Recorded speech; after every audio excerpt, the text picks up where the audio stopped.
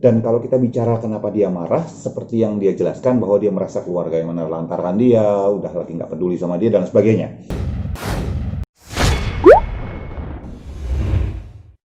Opa Gideon ini katanya merasa ya Raffi ya bagaimana, Gita gimana gitu karena nggak dikunjungin jadi merasa seakan-akan anaknya kayak gitu Mas.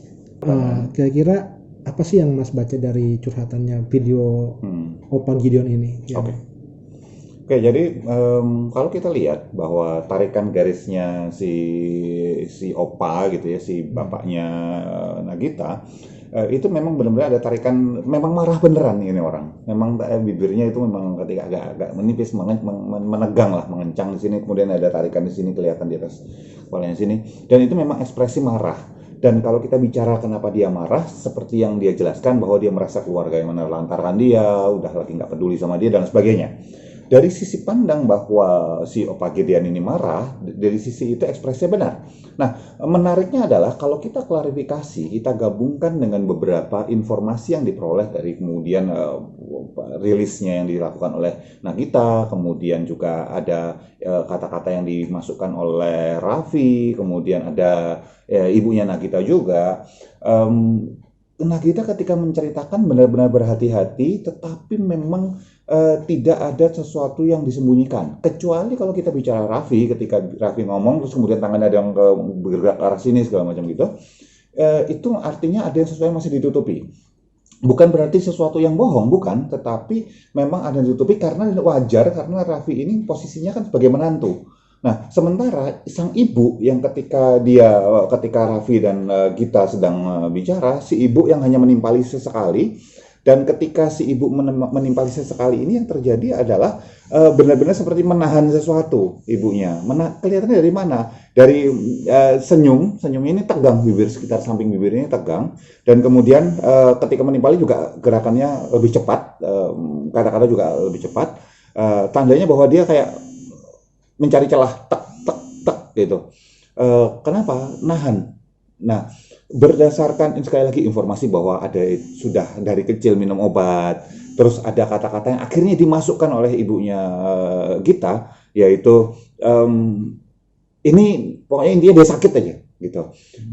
Kalau kita cari di referensi, dan saya mengajak semua pemirsa ya mencari benar-benar di referensi, ada sekitar beberapa jenis masalah, isu yang sifatnya psikologis seperti ini memang.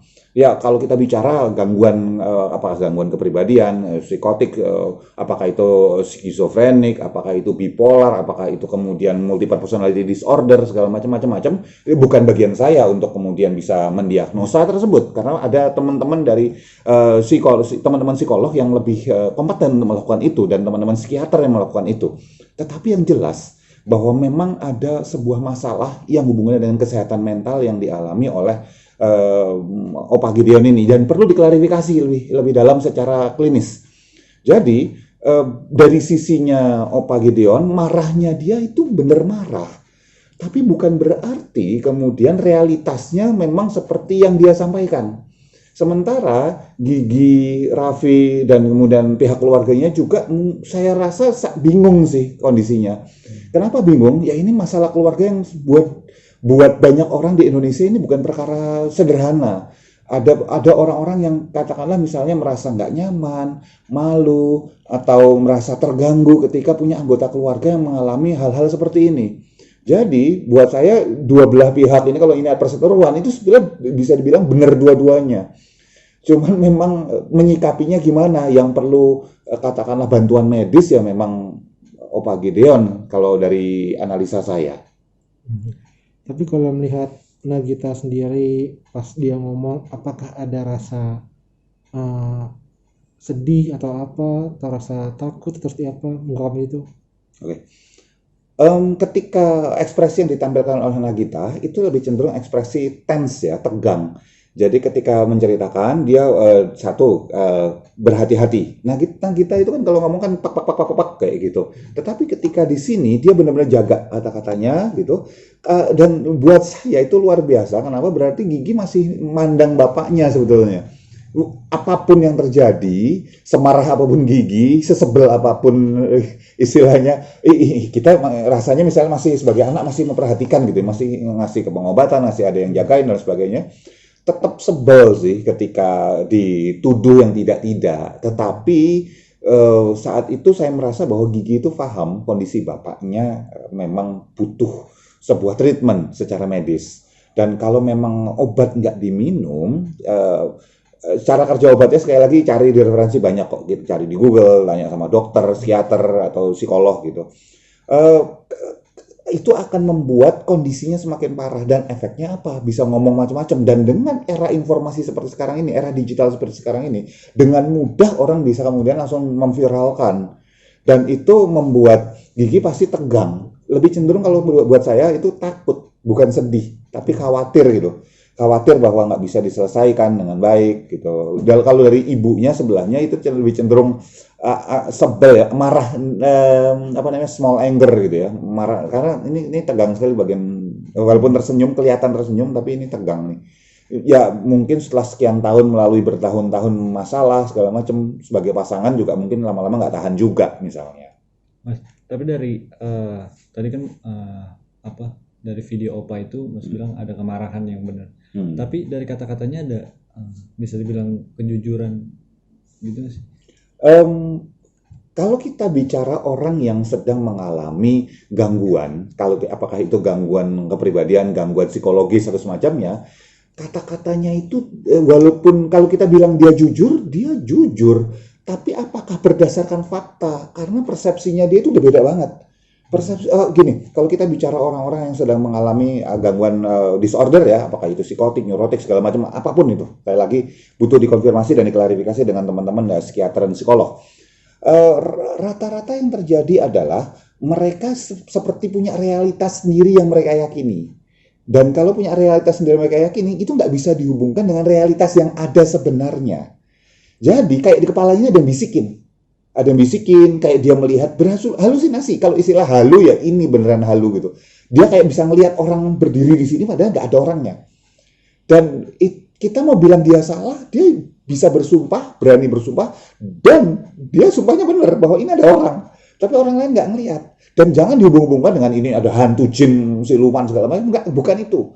Karena di sistem di kepalanya, sistem syarafnya segala macam menghadirkan sosok ini gitu loh. Jadi seolah-olah apa yang disampaikan, dia percaya bahwa itu jujur. Dan itu tampil bahwa dia kayak nggak nyimpan sesuatu. Jadi yang terjadi adalah, kalau dibilang jujur. Tapi apakah itu sesuai realitas? Enggak. Oke, tadi Mas Kidi bilang itu belum tentu sesuai realitas yang diomongin semua dari Opa itu. Iya. Berarti ini butuh penanganan dari medis dari psikolog lagi. Iya.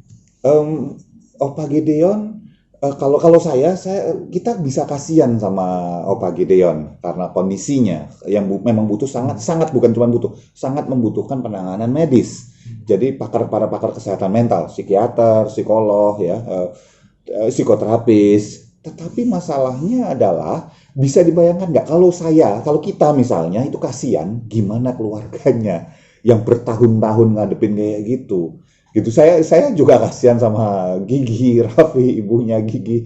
Ya, tetapi kan ini sebuah permasalahan yang sekali lagi ini cuma puncak gunung es karena sebenarnya di Indonesia banyak sekali kondisi kayak gini dan banyak sekali yang masih mistreatment. Artinya mistreatment apa? Ditangani dengan salah, ada yang dipasung, ada yang kemudian malah direndam di air dingin, ada yang dianggap kesurupan, ada yang dianggap bahwa malah bisa melihat makhluk gaib. Bukan. Ini ada sebuah masalah dengan struktur, dengan masalah di sel-sel otaknya orang tersebut, yang dimana stres dan depresi berat itu bisa memicu munculnya kondisi tersebut. Ini butuh penanganan medis.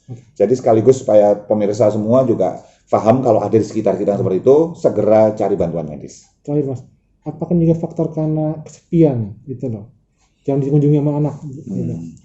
Kalau misalnya kita sebutkan bahwa ini faktornya karena kesepian, berarti kita menganggap bahwa kondisinya baru-baru ini. Tetapi ada dua faktor yang bisa kita bahas di sini nih. Faktor pertama adalah kondisi ini kan bukan baru mulai. sudah disampaikan dari pihak keluarga, dan sekali lagi saya melihat bahwa apa yang disampaikan Gigi itu beneran as it is, beneran keluar gitu ya, jujur gitu. Ini kondisi sudah lama, dari dia kecil itu bisa usia belasan tahun, dia usia SD, SMP gitu ya. Tapi ini jelas sudah lama. Kalau sudah lama, itu berarti bukan karena tidak dikunjungi atau jarang dikunjungi anak-anak ya. Dulu kan pasti masih bareng gitu. Justru bisa jadi dipisah karena supaya tidak membahayakan anak-anak atau keluarga secara fisik maupun mental. Karena memang bisa bahaya loh.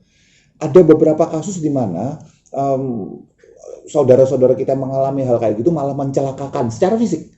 Apakah itu mukulin, apakah itu sampai melakukan penganiayaan segala macam, bisa karena mereka realitasnya beda dan mereka bukan jahat, mereka realitasnya tuh beda, ngelihatnya bisa jadi ngelihat itu sebagai sebuah hal yang membahayakan justru gitu, maka yang dipukulin nih, yang dipukulin naga gitu misalnya itu, padahal yang dipukulin anaknya sendiri, malah bisa bahaya memang.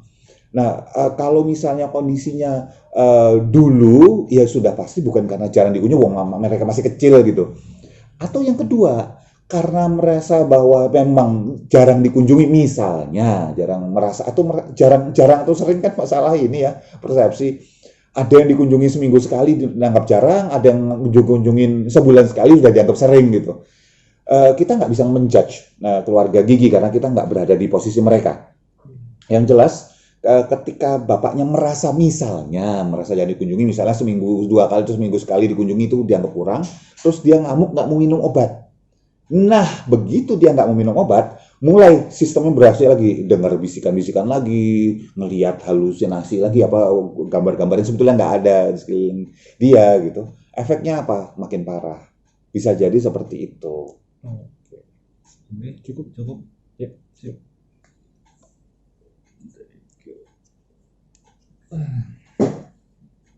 Berapa menit?